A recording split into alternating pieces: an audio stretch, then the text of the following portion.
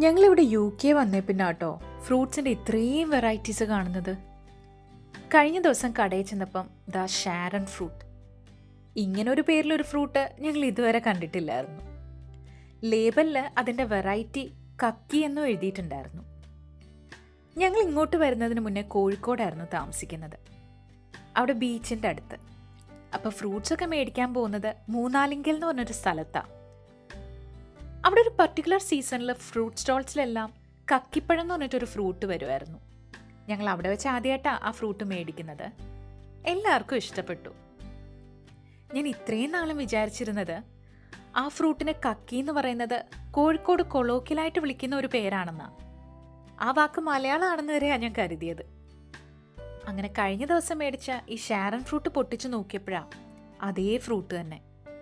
അപ്പോൾ ഈ പെർസിമൺ, Sharon fruit, കക്കിപ്പഴം എല്ലാം ഒന്ന് തന്നെയാണ്.